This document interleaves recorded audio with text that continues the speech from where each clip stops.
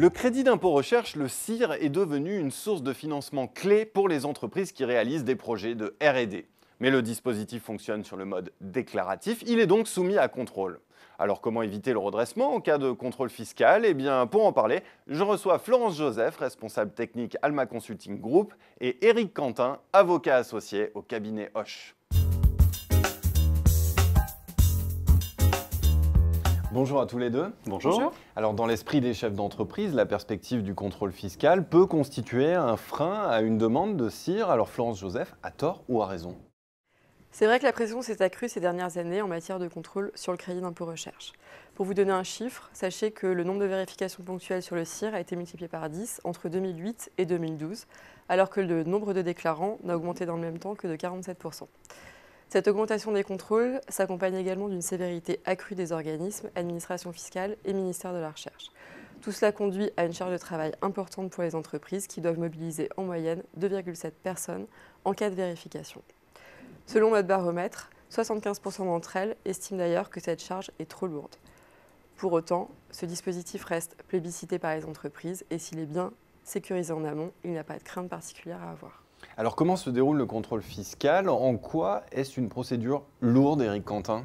Alors c'est une procédure qui se déroule en plusieurs grandes étapes. D'abord le déclenchement, il peut venir de deux administrations différentes, soit l'administration fiscale qui envoie un avis de vérification de comptabilité à l'entreprise, soit le ministère de l'Enseignement supérieur et de la Recherche qui fait une demande d'information.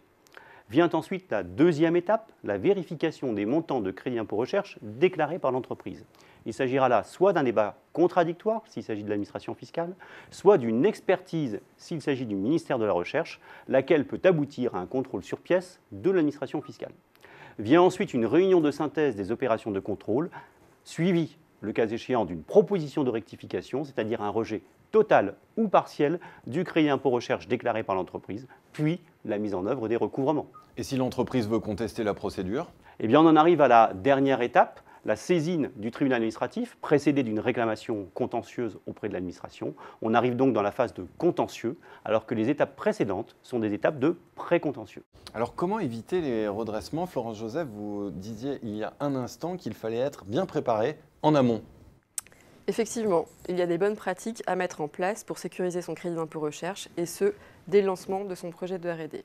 Il s'agit d'abord de réaliser des états de l'art qui intègrent des références bibliographiques, mais également de hiérarchiser les projets en fonction de leur potentiel d'éligibilité au dispositif, et ce pour bien délimiter le périmètre du crédit d'impôt recherche.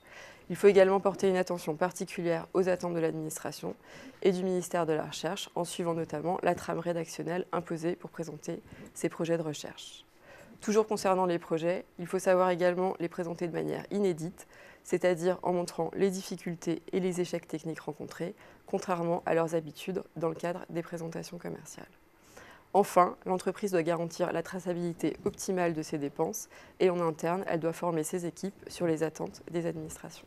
Mais une fois que le contrôle est déclenché, Éric Quentin, quelles sont les bonnes pratiques? Alors si l'entreprise est bien préparée en amont, ce qu'on suppose, il suffit de vérifier l'état du dossier par rapport aux attentes des administrations fiscales ou ministère de la Recherche, puis d'analyser la pertinence scientifique des projets présentés dans le dossier technique et de dégager les axes d'amélioration.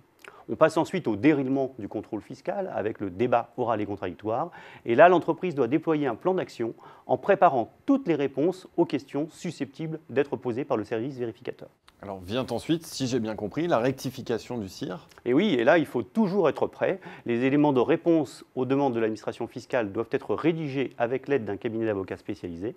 En cas de recours hiérarchique auprès des supérieurs de l'administration, il est toujours préférable que les personnes qui représentent l'entreprise soient coachées par des experts.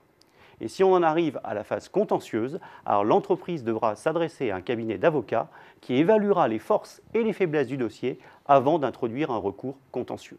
À toutes ces étapes, un point commun, il y a un véritable besoin d'accompagnement.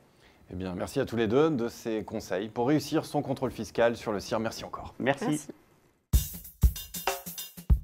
L'entreprise doit donc se préparer très en amont à l'éventualité d'un contrôle fiscal sur son CIR. Une préparation d'autant plus indispensable qu'il serait dommage de se priver de cet outil qui demeure aujourd'hui l'un des dispositifs fiscaux les plus avantageux au monde. Pour bénéficier pleinement de ce dispositif, moteur de la compétitivité des entreprises innovantes, ces dernières doivent donc mettre en place une gestion rigoureuse de leurs projets et de leurs dépenses de recherche et d'innovation afin d'éviter tout risque de remise en cause ultérieure.